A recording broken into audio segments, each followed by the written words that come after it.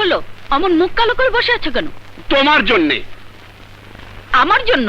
হ্যাঁ, মা মরা আমার ছেলে দুটোকে তুমি আদর দিয়ে দিয়ে নষ্ট করে ফেলেছো।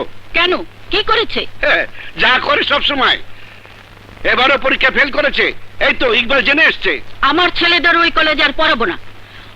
বছরের পর বছর বেতন নেয়, অথচ ভালো করে লেখাপড়া করায় না। তাতে তো ছেলেরা ফেল করবেই। ওদের দোষ কি? চুপ করো, চুপ করো, চুপ করো। নিজের ছেলেদের ঠিক নেই, এখন মাস্টারদের দোষ। তোমার জন্য ওদের আমি সালুট করতে পারি না। দেখাবো মজা। খবরদার, ওদের কিছু বলবে তো আমি ওদের নিয়ে বাড়ি ছেড়ে চলে যাব। কি? সব ছেলেদের জন্য তুমি স্বামী ছেড়ে দেবে? খবরদার, সৎ ছেলে করবে না। ওরা আমার আপন ছেলে। মনে নেই বিয়ের রাতে ছেলে দুটোকে আমার কোলে দিয়ে বলেছিলে ওদের মা অকালে মারা গিয়েছে, তাই ছেলেদের মায়ের অভাব পূরণ করার জন্য তোমাকে ঘরে এনেছি। আরে বলেছি তাই বলে শাসন করতে না দিয়ে এইভাবে আদর দিয়ে দিয়ে তুই ওদের সর্বনাশ করে ছাড়বে?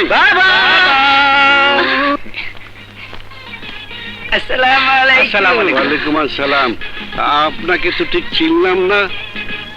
জি, মানে আমাকে চিনবেন না, আমি তো আগে কখনো এখানে আসিনি। আমি আপনার ছেলেদের প্রিন্সিপাল। প্রিন্সিপাল সাহেব, তা দুঃখের খবরটা আপনি নিজেই দিতে এসেছেন। দুঃখের কি বলছেন, সুখের খবর, সুসংবাদ। সুসংবাদ? জি হ্যাঁ, আপনার ছেলে দুটো হীরের টুকরো, দুজনেই ফার্স্ট ডিভিশনে পাস করেছে। তাই নাকি? জি হ্যাঁ।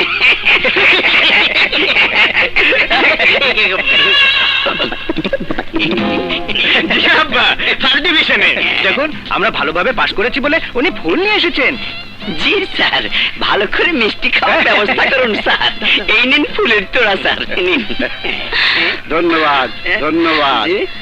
কি বলিনি আমার ছেলেরা এক একটা রত্ন। এবার হলো তো? থামো তুমি, থামো। তো হ্যাঁ প্রিন্সিপাল সাহেব, আপনি তো আমাকে শুভেচ্ছা জানালেন। আপনাকে আমার শুভেচ্ছা জানানো উচিত কিনা বলেন?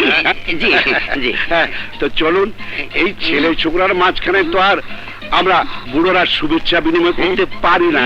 কি বলে? হ্যাঁ চলুন, আমরা একটু ওই আড়ালে যাই। হ্যাঁ জি, আড়ালে কেন? আড়ালে মানে ওই ঘরটার ভেতরে।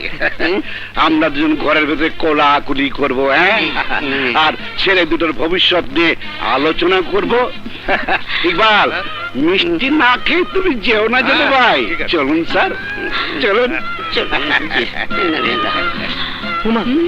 বাবা প্রিন্সিপালকে ঘরের মধ্যে নিয়ে গেল কেন? আবার ভেতর থেকে দরজাও বন্ধ করে দিল।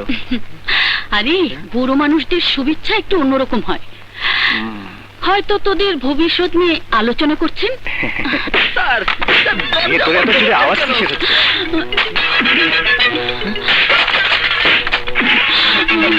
মা, ভেতরে এত জোরে আওয়াজ হচ্ছে কেন? তাই তো বাবাজিরা, বুড়োরা শুভেচ্ছা বিনিময় করলে একটু শব্দ হয়, ও তোমরা বুঝবে না।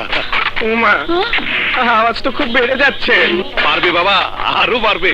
একটু ওয়েট করো, আওয়াজ আরো বাড়বে।